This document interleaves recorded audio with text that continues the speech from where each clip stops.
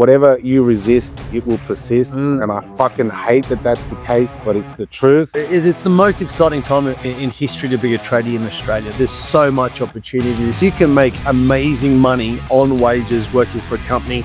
You can actually buy property. You can become a millionaire. Just by being sober, I've made an extra 50% in the year that I became sober. My relationships with my children, with all my loved ones, it's a superpower. So becoming sober for me has been a superpower. Get all your shit out and put it on the table and just start drawing lines through that and get it out of your game. Clean up your mindset, clean up your diet, clean up your lifestyle, and everything that you thought would be hard to achieve starts to become just ticking boxes on the way through. Hello and welcome to Transformation Unlocked. I'm Adrian Fadini. I'm your host. Today I have a very exciting guest. Is none other than Julian Fadini, my brother, who is an amazing property investment specialist. He has a great company called Property 360. Julian, welcome to Transformation Unlocked. How are you? Thank you. Thank you very much. I feel very welcomed. I'm very happy to be here. Brother, obviously I know a lot about you, but obviously our listeners don't.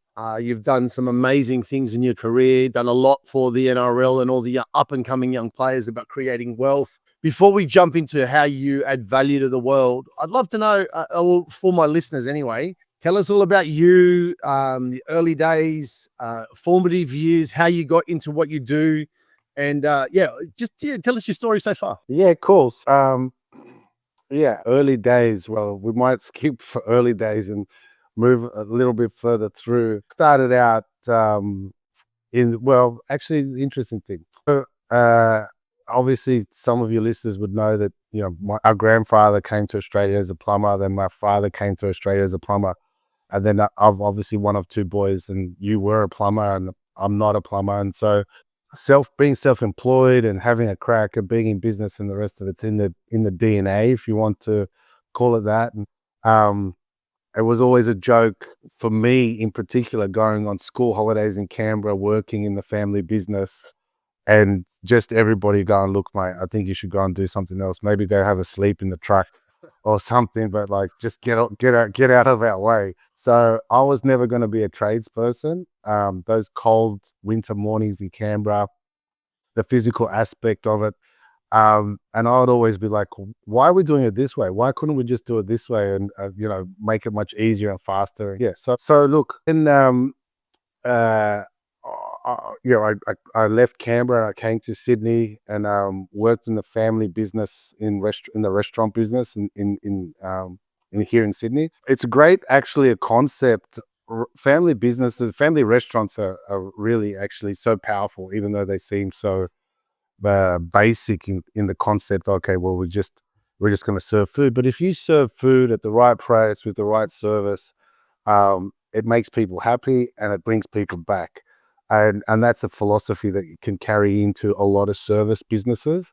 And in fact, that's something I try to employ in my business as a bit of a core foundational way of being is, let's give these clients that family restaurant service, keep them happy. Yeah, keep them happy. Make sure we make them money and just, provide a very, very high level of service. In between the family restaurant, I worked in the bank, in different banking roles. And I found that to be really bad. Toxic culture, sales targets. Yeah, people are starting to wake up more and more about bank loyalty, the fact that banks don't really care about their clients. In fact, they see their clients as opportunities to make money and nothing else. And so working in those banking environments in the early days, they really had an impact on me, particularly how bad they treated people. A lot of people lost money in the products that I wasn't selling them. I was in junior roles, filling out paperwork and chasing up loose ends and stuff like that. And I just thought to myself, real estate in Sydney and real estate in the country just keeps performing, and yet we've got all these, products and managed funds and things like that. And by the end of all of it, the client's lucky to make a couple of percent. Everyone gets a clip on the way, but the end. And so that was all okay back then until they had the Banking Royal Commission, and to a certain extent things have gotten somewhat better. There is some more transparency around super and stuff like that, but yeah, I just thought, what happens if we kept it really simple and provided really good quality advice Mm. around real estate and provided a really high level of service. And almost 17 years on, we're still here and we're growing and we're thriving, and things are always getting better. Yeah, nice. I'm going to jump back a few steps there, and you said a few things that you may perhaps glossed over. So when you moved to Sydney, do you want to talk a bit more about when you first moved to Sydney? Yeah, so I moved to Sydney, and my brother had a one-bedroom flat in Bondi, and not only did I move to Sydney, one of my mates moved to Sydney, Italy, and we thought, well, we don't have to worry about anything because we can just live in my brother's place, and that's where we lived for a while. God knows how you put up with us, and I don't remember much about that, to be honest. They were hazy days. They were hazy days. They were hazy days, but Finding on your mind. So first of all, there's the memory part, but there was also whatever else extracurricular activities back then. yeah, look, you were a great sport, and you've always had my back. So, yeah, I don't know how you lived through that, to be honest, and but I appreciate it and thank you because, yeah, Sydney's been good to me, and yeah, I'm still here. My kids are here, and I have a lot of really good friends here in Sydney. Yeah, and I do remember those times, and one specific time, and I think it might have been the last time you ever worked as a well, not a tradie, but a labourer, was a Coogee bathroom. We were stripping out tiles. I left you there. Do you want to talk about that? Do you remember that? Yeah, of course I do. That was definitely something I won't forget. It's a story for the grandkids for sure. So yeah, not only did I crash at your house, I also, also got a job with you as well. And so yeah, you left me in this, 1960s, 1970s style bathroom with a chisel and a hammer and these god awful pink tiles and pink bath and stuff like that, and just like, yeah, get it all off the walls. And so off I went and started hammering at the walls and with the chisel and the hammer and the rest of it. And yeah, but after about an hour and a half, my hands were bleeding everywhere. And yeah, I think you sort of said just to toughen up and keep going. So that was definitely one of those days at work that I decided that was definitely not for me. It, I think so many people take the trades for granted, and this is all about you and your story, but it's not an easy job, and people, and this is the story that I mean, so much the story, but the message I want to get across in today's episode is, guys, clients of mine, not even clients of mine, you work bloody hard. You put your body on the line. It's the same as your football. Like Julian, we'll talk about this in a second. He's got a massive clientele in the NRL, and I really would love for my clients to find out more about you, because we put our body on the line. We age quicker because we're working so hard. We eventually get into the role of a boss, and we have staff, and then we age quicker because of stress. If you're not turning your business into a cash making machine to buy assets, you are absolutely robbing yourself of your future. So that's kind of the message we want to get across today. We're going to make sure you can find out all about Julian's business and his website later on. But let's talk about that. Like, obviously, let's specifically start with your NRL contacts, and you're doing quite amazing things there. Tell us all about that. Oh yeah, I mean, just to speak into what you just mentioned, yeah, I've got a huge amount of respect for tradies. They're like, as a whole, I've never really come across a bad bloke in the trades industry. Um, yeah, in comparison to financial services and legal services and other things like that, then yeah, you're not finding better blokes than you are on the tools and the rest of it. Yeah, and the thing I like about the trade story at the moment is it definitely feels like um, there's going to be a bit of a level up as AI comes through. That the shiny asses, as one of my uncles used to call them, the guys that sit on their ass in the office and the rest The of white the collar clean. corporates, the shiny RC, is that where you're starting? Yeah. Oh, Yeah. So everybody's running out to be a buyer's agent or a mortgage broker at the moment, and good for them and whatever. We've been at it for close to 20 years.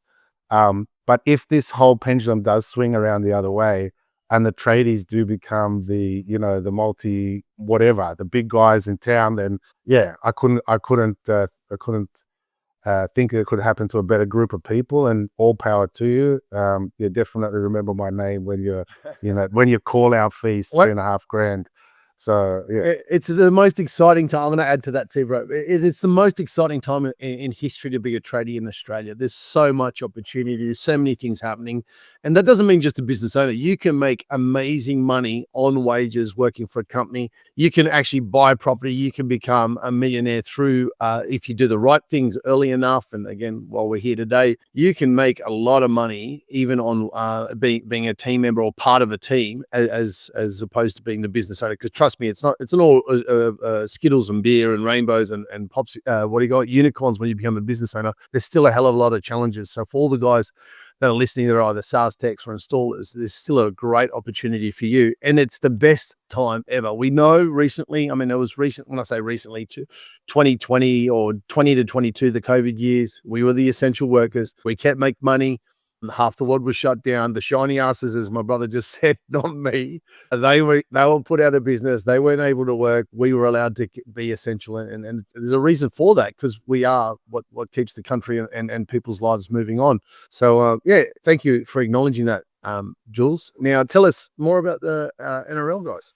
Sure. So, funnily enough, the NRL guys are fairly new part of the business in the sort of last 5 years. We've got literally hundreds and hundreds of other clients, but the 22 clients that we do have seem to gather the most attention and get us invited into the most rooms these days. Yeah. I was a bit bored, if I'm honest, with my business, and I was kind of a bit flat at a period of time there. Quite a few, I don't know, about 5 or 6 years ago. And there was a guy that we went to school with that was the coach of South Sydney and took them to a premiership, the first one in quite a long period of time. And then You can say Madge's name. I'm sure he won't. Madge went over to the Tigers, and so as a company, I thought, how cool is this?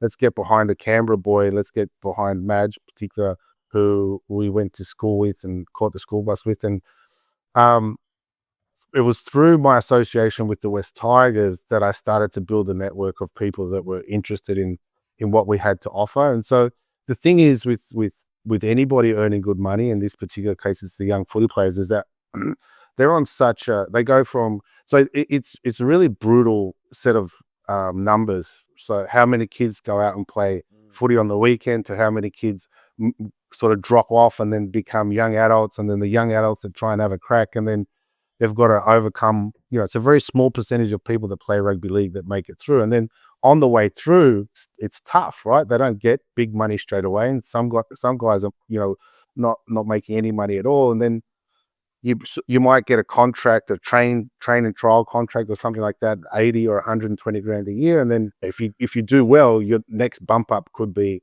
anywhere from, $300,000 to $800,000. And so the thing about that was, and with my background in financial planning and some qualifications in tax, what we could see is it's really obvious that these guys are going to earn a great deal of money, but they're going to almost pay the same amount of tax as they're going to earn in their career. And full credit to the NRL, they seem to, the new administration, or the more recent administration, have really put I guess a light on the industry, and sort of put down to the people in the industry, hey, not only are you guys going to be judged on the welfare and like the mental welfare and the physical welfare of your clients, but you're also going to be judged on how well they retire. And so it was quite good timing, and we did a little bit with Madge and whatever, but the real stuff, the cool stuff, is all the young players that we're working with now, over 22, young male and female. I saw that. That was amazing. Yeah. So, I can't remember the young lady from St. George. Yeah. Zali Hopkins, remember that name? She is a rock star. Her mum, anyway, I won't go into it too much, but yeah, absolute rock star. Yeah, we were fortunate enough to be trusted to help her. And at the end of the day, these guys and girls are just young, and I've got so much respect and so much respect for these guys as well. Like admiration, because there's so much that goes into it, and I've learned so much about professional athletes and sport, and it's got some really highs and some real lows. But yeah, it's a cool part of the business. It definitely has moved me away from my passion of South Sydney, and now I love a whole bunch of different Right. clubs because there's different players all over the place that we get behind, and it's like, oh, who's having a good game, Yeah. and who's coming up and who's all that type of stuff. Yeah, so it's super exciting. My kids think it's great. And yeah, a lot of people in the business world and the rest of it. Look, let's face it, NRL is a great sport. It's New South Wales' sport and Queensland's sport. But yeah, look, like uh, this it's cool. And so having been trusted in that role, and it's quite like everything. If anything goes good, it's great. If something goes wrong, um, when you've got that kind of profile and those types of people, yeah, then bad news can travel fast, particularly in the NRL space. So we don't try to get too involved with anything besides our little role in what we have to do. And yeah, we're just really grateful to have been given that opportunity, and we hope to be there for a while. And a lot of the boys are doing really well, and girls, and moving from 1 to 2 and 2 to 3 and 3 to 4 properties. And yeah, if they can retire with options, like real options, Yeah. that's like such a huge payoff. Yeah, for us. Well, they're putting that like exactly like the tradies. They're putting their body on the line. They're making sacrifices. They could come. Like we had Anthony Minichillo on. He actually the podcast episode just got released yesterday, but he obviously had serious neck injuries, back injuries. He I mean, he came out on the better side of it, but like you want to be making sure that you're banking your money on the way into some sort of asset that's going to be a passive income after you stop earning, go through your earning years or playing years. So yeah, I couldn't agree with you more. Yeah, and so part of our philosophy with the players is that, like, we've actually had a young player. I won't get into it, but he was coming through, and yeah, he was on some decent money, and then had two of the same injury twice, and that was it for him. Which is brutal for these young guys. But the properties that we buy for people, we're really focused on. There's got to be some sort of value on the table up front, right? So yes, property is a long-term investment, and yeah, you can buy it and don't ever sell it and all that type of stuff, and that's great. But in reality, um, you know, these are assets. If you're borrowing money for something, it's either a liability or an asset. And so if it's an asset, it needs to do something. And so we're always looking to build in that value in the early stages of the transaction. So if anything should happen and they have to get out, which has happened on one case, not only do we get the money back, but we also get a profit for the boys as well, and girls. Nice. So you're making gains almost from the get go. That's the idea. Yeah, yeah, and that's I mean, obviously, you can't always say it always happens, but that's the strategy, that's the game, and it happens more often than not with your the way that you look at the numbers and the way you do your strategy. Yeah, that's professionals, like, on the job stuff, like being around in the business long enough to understand what works and what doesn't work. Yeah. And I hear you always a phrase I hear from you often: kicking the dirt, going up there, flying around, checking out what they look like. Yeah, you're very hands on as well. Yeah. So um, our athletes are all over the country. Kicking the dirt is incredibly important because even though they're on big wages, not all the young guys have huge deposits to start off with. And that might be the case with some of the tradies and apprentices and stuff like that. But you just can't outsave this market at the moment. So one of our key things that resonates with people is looking for these markets outside of Sydney that there's blue chip property in every suburb of the country, even in the less sought after suburbs. There's still the best streets with the best houses and the best locations, and that you can replicate that all over the country. We're just really good at finding the best ones out of the best, effectively, in those price ranges that suit the people that are getting started. Keep in mind, like I said before, we've got literally hundreds and hundreds of clients, and some of our clients are buying, um, you know, $1 million plus or multi-million-dollar properties, however you want to say that. So, yeah, that's a key part of what we do. We're judged on our performance, obviously, because we only focus on investment properties and not owner occupiers. So yeah, getting those wins and creating wealth for our clients is how important it is.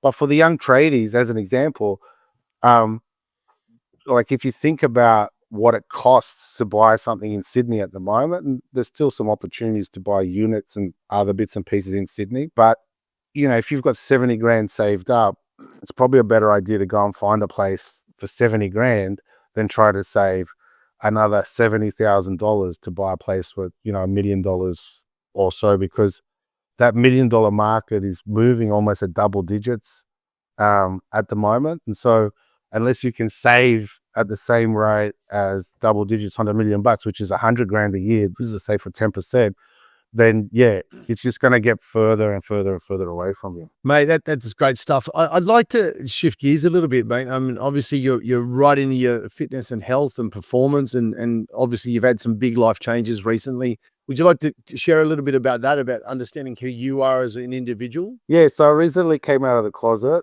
as an alcoholic. I'm gonna edit Edit that, but yeah.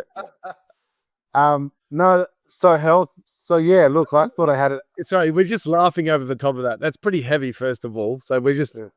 my brother and I probably laugh at, I don't know, dark stuff at times. And I think that it's a reflection of how we grew up as well. But I'll let you continue on, mate. Yeah, so some personal challenges in my life, a divorce, and a particularly long and drawn out one. No animosity to anybody that's involved except for the lawyers and the tax office, but like, that one.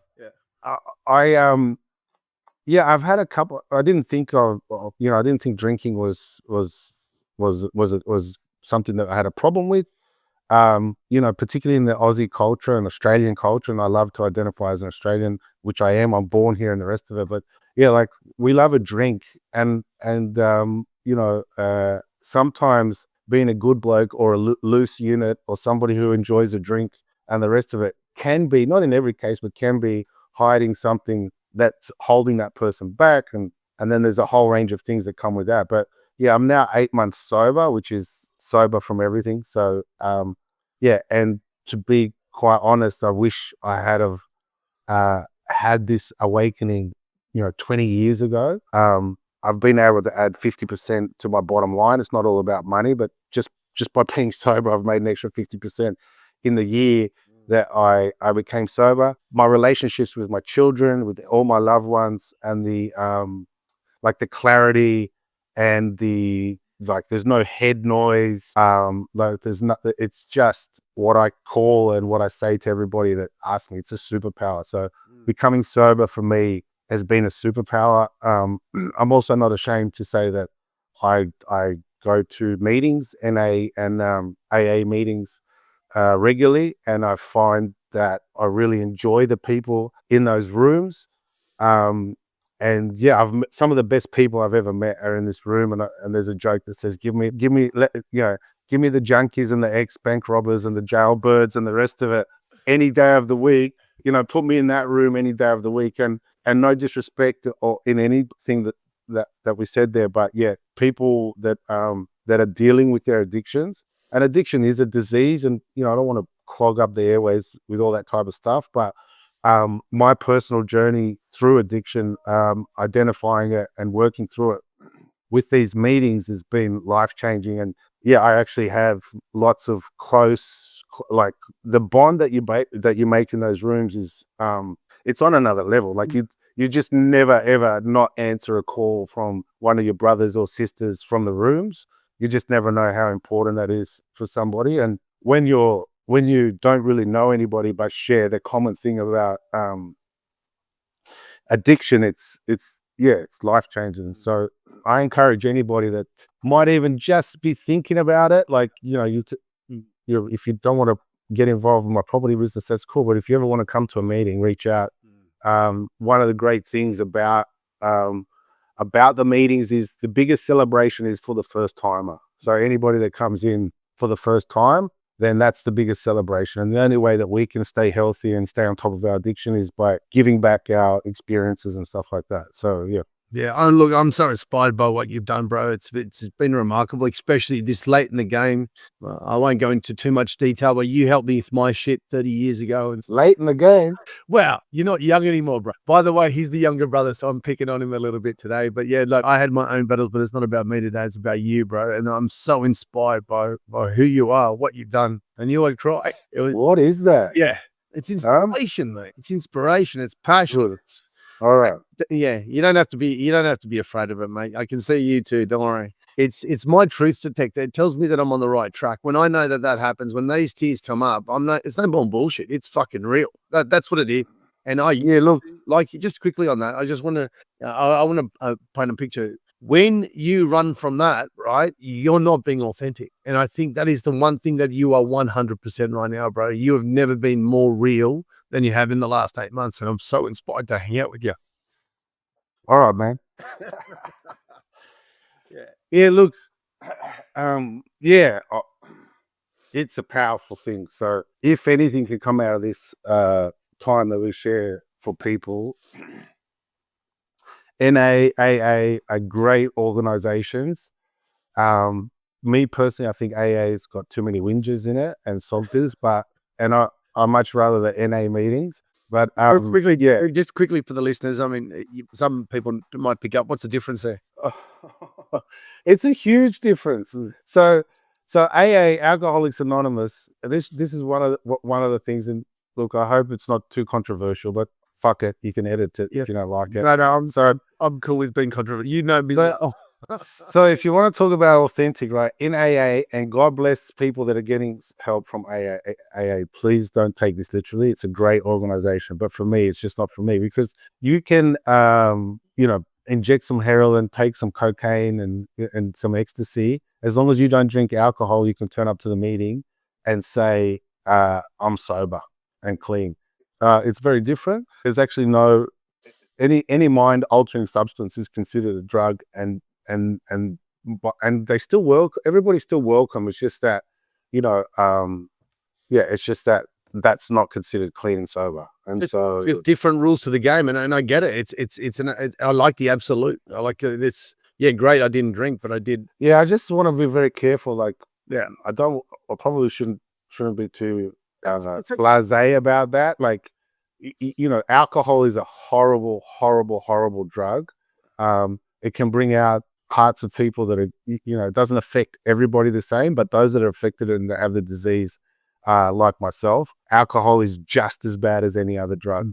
And it's probably, if you really pull it apart, it's probably caused more damage than all the other drugs combined. It was just me having a bit of a joke saying, I prefer the NA rooms. You've always liked to be extreme. I don't know where you get up on, right? Yeah. I just want to, like, we turn every single podcast into a coaching session. I say that every single episode, and I just want to shout out to all the guys that are working hard, like loving life. And look, if you have a beer or two and you're fine with it, that's fine. But if you're buying bags every fucking Friday and you're getting on the gear, you're fucking fooling yourself, guys. Okay, I love yous. I won't judge you, but don't think for one fucking second that you're going to grow a successful business, right? There's something's going to come undone. It could be the breakdown of a relationship. It could be DUI. It could be the fact that your boys know about it and they won't respect you. Until you get your fucking house in order, don't expect it to master life. So I love you when I say that, and I've lived it. We'll talk about that on another episode. So we'll park that for today. But look, just one last thing I want to say. If you'd love to have a chat with me or my brother, because we've both been through this experience, we'd love to help you. We'd love to help you. Go for it, bro. Yeah, I was just going to speak to that and say, look, 99% of your troubles will be solved if that is the case for you, and you don't pick up the bottle or the bag or whatever else your poison is. I found that leadership in my life, my kids, my business, everything, just by being aligned across the board, healthy, fit, and sober, you cut the people around you, you change, the people around you change, whether it's straight away or not. Sometimes some good people become better people, some bad people just fuck off, and so be it. But like, yeah, and particularly in Sydney where we live in, one of your events, I was chatting to some of your boys and I was just like, fuck, how good these guys are. It's just Oh, so, man, recently, I think it's yeah, I think it's super relevant across the country these days. Like there are other ways and there are other options, and I've been on every side of the fence, and I can tell you this is the best side of the fence to be on. Yeah, 100%. There's so much fulfillment in sobriety and just like living a great life. Like you can, yeah, you have, like you said, everything improves. Better your bank account, first of all, if that's what you're motivated by, improves. Your relationships improve. Your sleep improves. You just have just a way more fulfilling life across the board.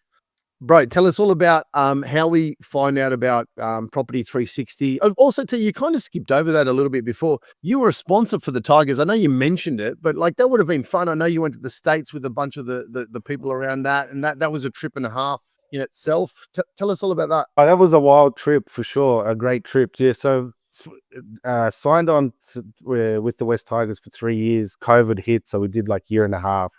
Um, the first year we were coach's sponsor, which meant our logos and stuff went on the coach's gear, get up, whatever.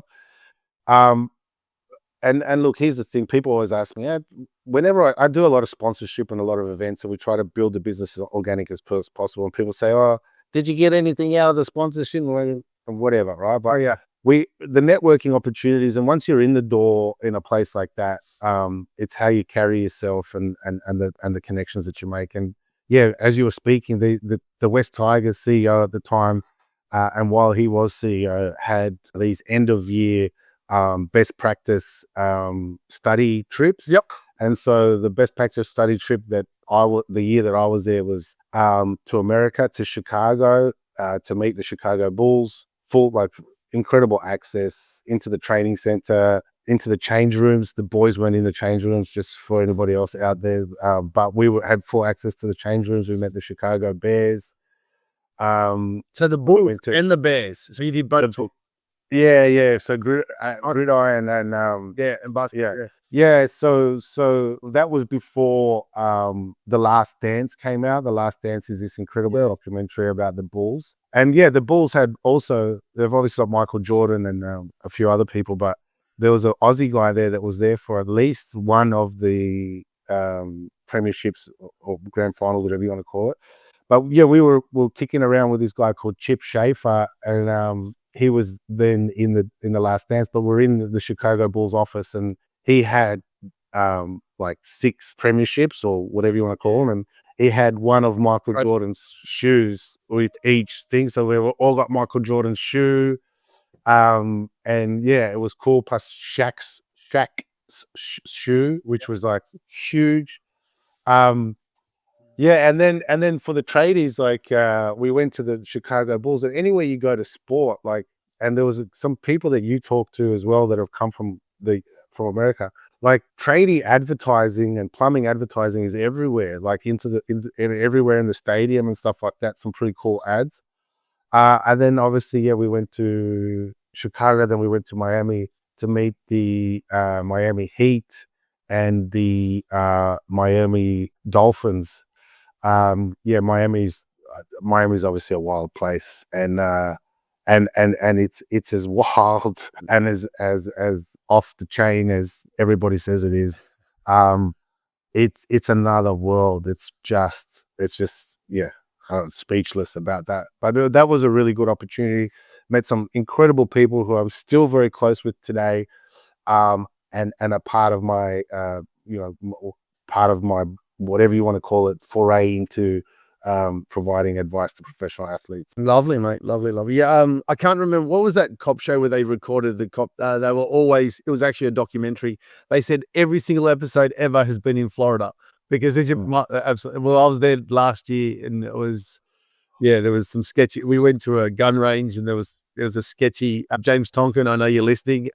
We both we almost thought we were going to die. It was a long story, but great for another episode at another point. But yeah, it's a crazy place. It's a crazy place. But yeah, mate, that is cool. So let's come back to Property 360, right? So let's say there's some guys listening to it, they're making some good money, or maybe they don't even have a wealth creation plan at the moment. I mean, if you don't have one, like we'd love to would love to connect you with my brother here.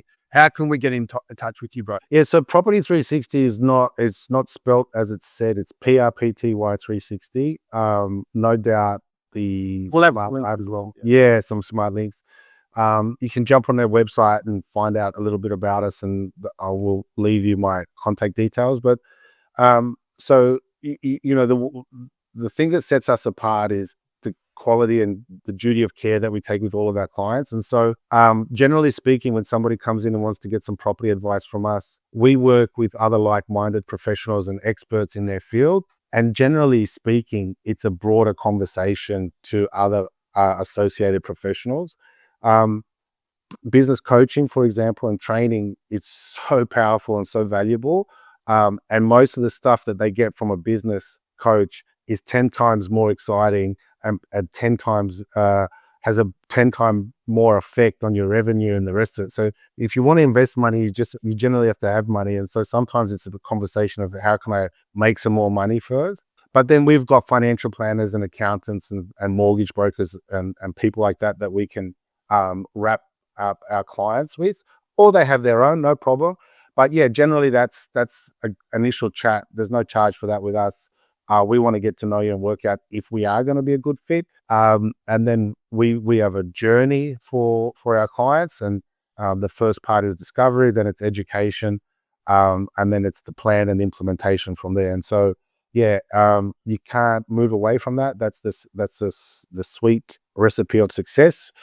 And yeah, that's what we do. But it all starts with a chat, and yeah, we're happy to chat with anybody that's interested in learning more about us. Lovely, mate. Lovely. What would your like closing comments or statements you'd like to say to people that are listening today? Like maybe they're on the fence, maybe they're not on the fence. Like it could be life advice. It doesn't have to be about property. I mean, obviously you've got a bucket load of that life advice as well. What would you like to say to the audience?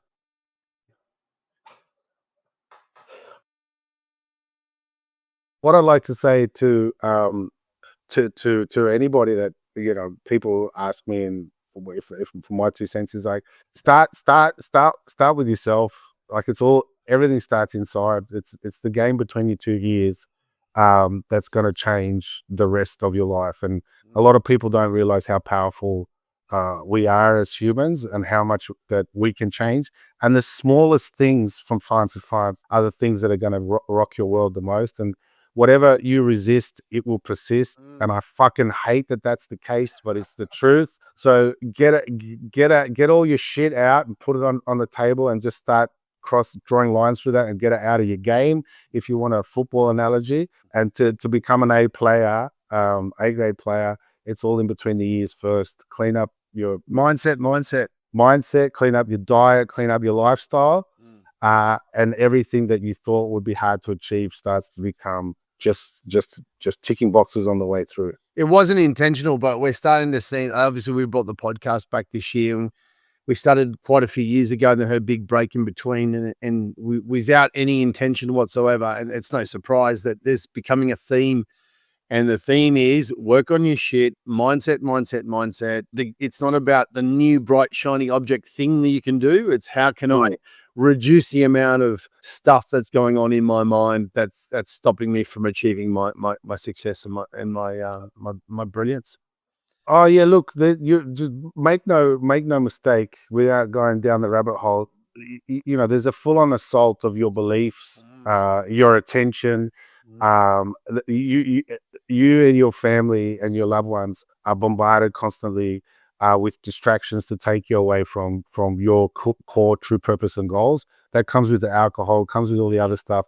It comes with the social media and all those types of things. So yeah, really find out what your core values are, or what your fundamentals, yes and no's are, Non-negotiable. and yeah, non-negotiables, and just ride those out. And those are some of the key things that you bed down to become a good leader. Mate, I look. It's funny you say that, because in the opening, and you've never been through one of our training courses, obviously. Well, one of the very first things we do in the mindset section is talk about how precious your attention is and how often we just give our attention away to social media or to things that are just not, or the nightly news. What a waste of fucking time that is. But yeah, it's just like a complete police report of what's happening in the world, and it doesn't serve you. It doesn't help you. It keeps you small. It keeps you distracted. And when you block out all that other bullshit, success starts to come a lot quicker and a lot faster. Yeah, yeah. If you listen to the news, you'd never walk out your front door. But as soon as you walk out your front door, if you've got your game face on and you're clear of mind and you're in control of your thoughts, you've got dominion. Yeah, like you're now a 1%er, and yeah, that's all. And that's it might feel really hard, but yeah, that's what's in your way. Jules, I'm so proud to be your brother. Love you, bro. Thank you so much for a great episode. Yeah, I wish I could say the same. No, I'm joking. Listen, it's been a journey, and I feel like it's just getting better. Right back at you. Much love and success to everybody that's listening, and reach out if you want to have a chat. Yeah. Love you, bro. See ya.